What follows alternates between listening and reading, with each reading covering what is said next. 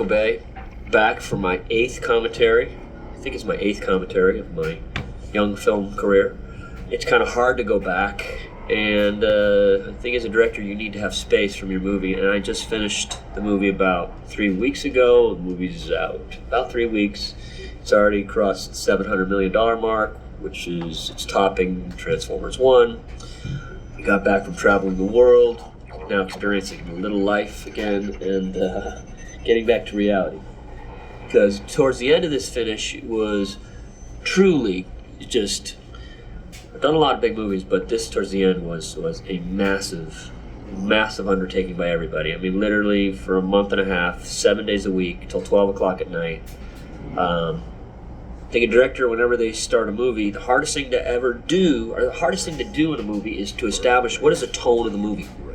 And a director is always trying to figure that out. And the tone, eventually in the shooting, 1-2 weeks it will set in, and that's the tone of the movie. The nice thing about Transformers 2, that tone is already established. So we were instantly into it. It was fun getting the actors back. It's fun seeing how Shia's gotten so much more pompous. No, Shia is truly, I kid with him all the time. He's a jokester on the set. We have a very funny, humorous relationship. He is an incredible actor, and he's got such a bright future in front of him. Love working with the kid. To me, he's like a younger brother. Sometimes he gets a little ornery, but that's just Shia. He's a little grumpy. He's like a little old man. He's like a little 75-year-old man in like a 22-year-old body. This is Roberto Orci. And this is Alex Kurtzman. And together with Aaron Kruger, who should be here, the three of us wrote the screenplay for what you are about to watch here, Transformers: Revenge of the Fallen. Maybe we should start in talking about how we came to all wanting to make this movie together. The first movie was an odd experience for us because we were genuinely unsure about what to do with it. And Steven Spielberg was extremely helpful in locking us in on the idea of a boy in his car. And that was something that really resonated for us because we felt that that was a story that could exist all on its own without the introduction of the robots. And when you put the robots into that story, it suddenly became very interesting. You know, boy wants to get car to get girl, and then ultimately finds himself in the center of an alien war. It reminded us of a lot of the Amblin movies that we grew up on. And we kind of found our way through that movie by trial and error. And I think the studio was just a sort of, kind of shining a flashlight in the dark as we were. And the result was something that I think we all felt very proud of, and the movie did well, and so there was an immediate need for another movie. And we hesitated on doing the sequel, not because we didn't want to do it, but because we didn't immediately see what the story was. And there was a need to go quickly, but it's very tough for us as writers to jump in on something that we don't see right away. So we spent a lot of time talking about sequels that inspired us as kids and the kinds of things that we loved. And the movies that kept coming up for us were movies like Empire Strikes Back and Superman 2 and Aliens.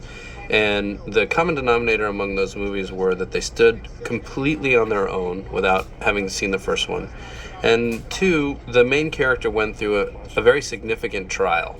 Whatever was established about him in the first movie was put to the test in the second one. Superman having to give up his powers for Lois, or Ripley having to become a mother, or Luke having to face against his demons in Empire and discover that Vader was his dad. All those things were very inspirational to us. So that was the well we were seeking to draw from in doing this movie. That's true. That's very true. We also knew making a movie of this size, and you can, even just getting into the first 3 minutes here, you see the scope of it. You know that the experience of writing a movie like this, you're going to be dealing with the military. You're going to be dealing with the Pentagon. You're going to be dealing with huge toy corporation. You're going to be dealing with the United States auto industry and GM in terms of their sponsorship. You're dealing with 2 studios. So that was one of the big reasons that, not only given just the time constraints of the movie itself, but given the scope of it, the idea of teaming up with Aaron Kruger was something that, in addition to needing to see it before we jumped in, the idea of the three of us teaming up from the beginning and doing everything together was really appealing, and we knew that would be a way that we could honestly and professionally say we could actually accomplish everything that this movie needed to accomplish. And so Michael, the director, was very open to that, which was great, and the studio was very open to that, which was great, and it's kind of unorthodox for 3 screenwriters to team up from the beginning. literally, locked ourselves in a hotel room, and the three of us kind of wrote pages as the clock was ticking down to the first day of shooting, and we'd give them to Michael every day, and he'd give us notes. It was just almost like being hunkered in a very nice bunker, admittedly. Michael got us a nice hotel room, but but we were nonetheless imprisoned there for 3 months. So we'd ordered as much room service as we could, and just cranked it out. In Korea, I had some Chinese press ask me why didn't I shoot in Shanghai, and then my choice was, you've got a limited budget, and I'm one that likes to stick to a tight budget. Tight meaning I'm not one of those directors that likes to go over budget, because it feels a responsibility. And you've got a limited amount of time you're allowed to be out of town just because of cost, shipping people over there and moving equipment, and it's a massive undertaking. So my choice was I could imitate Shanghai in America, or I can go to Egypt, So I wanted Egypt and I wanted Jordan as well. So just a matter of stretching your budget. So shooting in Shanghai, by the way, is just incredibly difficult.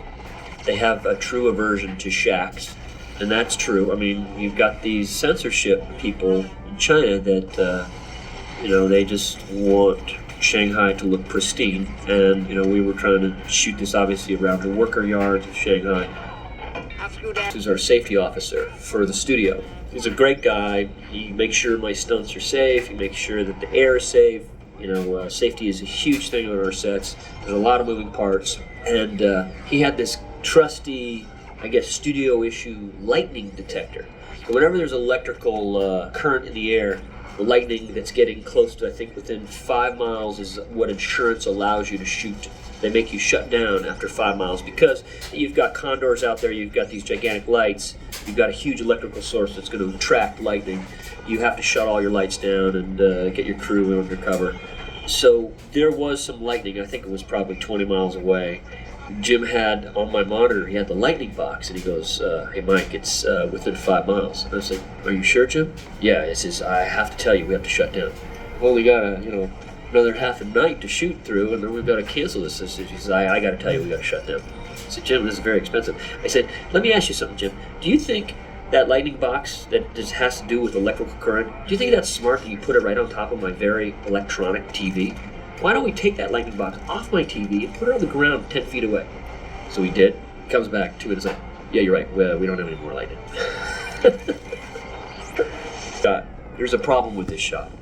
You see a car flying through the air, and it's obviously 30 feet in the air. Now, when you do these things, these are called cannons, and normally you could do it with a driver inside. He's caged in this special type of box that's got Lexan and whatnot, so it completely protects him as he will spin and flip and whatnot. Now, we used a remote car this time. It was a choice of Kenny Bates, my stunt coordinator, and John. Now, the explosion was so large, I thought my brain was going to implode. And I'm like, guys, someone put too much powder in this car. And it's so controlled. We've all done these things so many times. And these guys have done these things so many times. This was a day of reckoning. They did get scolded this day. These characters off my real parents. The babies was... My mom actually gave me my real baby booties back about 3 years ago. She was so cheap she didn't even bronze them. So I've got baby booties sitting there. So I had the writers put in some baby booty stuff. That was one of the things that actually really drew us to wanting to do the movie, was to tell the story about a kid going off to college and being torn between what his responsibilities were to this crazy alien race that had come and sought him out to be their sort of And again, keeper. a basic elemental idea, whereas the first one, you're 2 years away from graduating and you're trying to get your license and your first step into freedom. And literally 2 years later, after the first movie, something we all go through, leaving home. And it became a thematic idea in principle in the movie, in that the Autobots were, at the end of the first movie, they were unable to return to Cybertron. And now they find themselves on Earth as their de facto home, but they may not be welcome here by everybody. So the idea of leaving home felt like it was a cool theme. And, one of the things that we were, I think, most proud of in the first movie was Sam's relationship with his parents. There was something very sweet and fun, and they were incredibly brilliant. Kevin and Julie are just amazing, amazing actors. Named after my in-laws, Right. Ron and Judy. It was funny because when Steven Spielberg first saw all the dailies on movie